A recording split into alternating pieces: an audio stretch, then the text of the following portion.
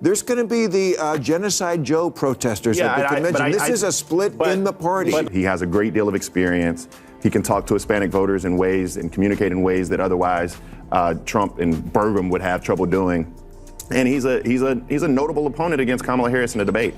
And there's no concern over Burgum or J.D. Vance. J.D. Vance is adiaphorous. He stands for nothing. The politicians out there who the people want, who they're asking for, who are meeting the moment with the same energy that they're not asking for AOC. Yes, they are. The people you party with are. No. The people I party with don't like AOC. Oh, please. The man's torching woke guests left and right, and his latest target, none other than professional race baiter and CNN's favorite talking head, Bakari Sellers. Yeah, it wasn't a conversation, it was a scorched earth comedy special. You know, the guy who whips out the race card every time he's losing a debate? Yeah, that one. His biased takes got absolutely dismantled by the tag team of Ben Shapiro. And trust me, it was as brutal as it was hilarious. And I can't wait to break it all down for you. But before we dive in, make sure to hit that subscribe button so you never miss videos like this. Spoiler alert, that didn't age well. The convention starts Monday. Yeah. Maybe we'll postpone it. Well, he's got to pick somebody over. I would tell you that the only person who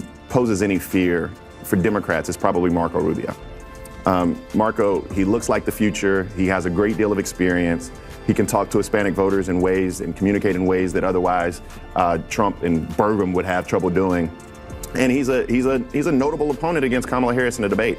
And there's no concern over Burgum or J.D. Vance. J.D. Vance is adiaphorous. He stands for. So I purposely showed you that clip to set the stage for what went down when Ben Shapiro and Bakari Sellers faced off on Bill Maher's show. Well, look how that turned out. I wish I could have seen Bakari Sellers' face the moment this clip replayed in glorious high definition. He really said with a straight face that Trump and J.D. Vance didn't stand a chance against Kamala Harris, and Tim Walz? That's like saying a paper straw can survive a hurricane, please. You seriously have to ask, how do these political experts even come up with this stuff? Is there a dartboard at CNN with random takes like Trump is done and Kamala is relatable? Because this one felt like a drunk spin at midnight. What exactly did Kamala Harris and Tim Walz stand for? Anyone? Anything? Because while they were busy word salading their way through press conferences and pretending not to notice the border crisis, Trump and J.D. Vance were actually standing for something like protecting women's sports from biological male domination, standing for free speech, and calling out government overreach with the kind of backbone that's extinct in D.C.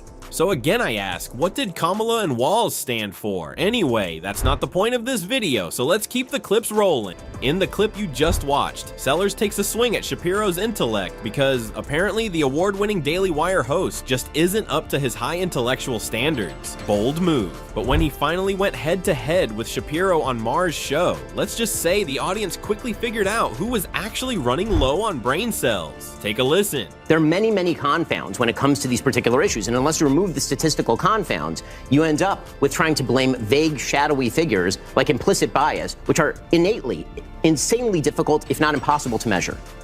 I don't know what he just said. So, if a black man feels like he's a white woman, well, congratulations, he's apparently a white woman now. That's the kind of nonsense they peddle. It's not about truth or logic, it's about pushing a narrative, no matter how detached from reality it is. And the moment you dare challenge it, you're labeled as hateful, ignorant, or worse.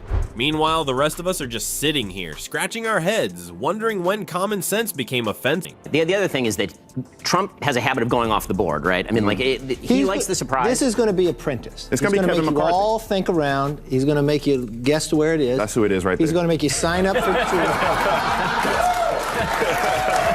Spot on, Bill Maher. The idea that you can't talk about racism unless you're a direct victim is absolutely ridiculous. By that logic, no one could discuss poverty unless they've been homeless or debate crime unless they've been mugged. Maybe, just maybe, the so-called victims aren't always the most objective voices either, because being emotionally invested in an issue doesn't automatically make you right. That's just common sense. Every group has its own biases, which is exactly why open discussion is necessary to find common ground. Yeah, Yeah, and that's exactly what Trump did. While the media was busy playing checkers, Trump was out here playing 4D chess in a room full of people who didn't even bring a board. He moved around, kept everyone guessing, let the speculation run wild, and then boom, he dropped J.D. Vance like a political plot twist no one saw coming. And guess what? It worked like magic. Trump isn't just some loud guy with a microphone. He's a master strategist, way more calculated than his haters want to admit. While Democrats were laughing him off, saying he didn't have a dog's chance in the race, Trump was building a coalition, rallying the base, and, plot twist, flipping battlegrounds they thought were locked down. They said he was finished. They said J.D. Vance couldn't move the needle, and now they're the ones speechless, watching Trump and Vance barrel toward the finish line.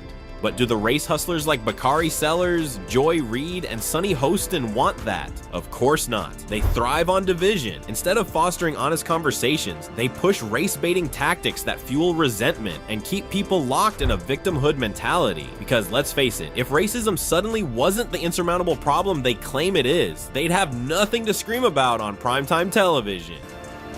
Did that happen? It did. Okay. Oh, Yeah, well, I mean, I was like I was in the who cares category. yeah. Same. I'm just looking for. Honestly, I'd like for the Democratic Party to pull its support from the pro-Hamas wing of the Democratic Party. That would be. Well, I actually think this is. I think that even without the age, excuse me, but this you should care, because even without the age issue with Biden, there's going to be the Genocide Joe protesters at the convention. This is a split in the party. But let me articulate this. I think that both parties have a real issue with anti-Semitism. And I don't think it has any place. I mean, I've seen the ads with the Star of David that you all ran in different House races. Right. I've heard the words that have come out of Donald Trump's mouth before. I mean, we can't turn a blind eye to the anti-Semitism that's in the Republican Party. See what I mean about CNN? Ben Shapiro wasn't exactly speaking in ancient hieroglyphics. He was simply pointing out that the race debate has multiple layers, and if you don't break them down properly, you end up blaming everything on vague, shadowy forces like implicit bias, something that's about as easy to measure as Bigfoot sightings. Where's the lie?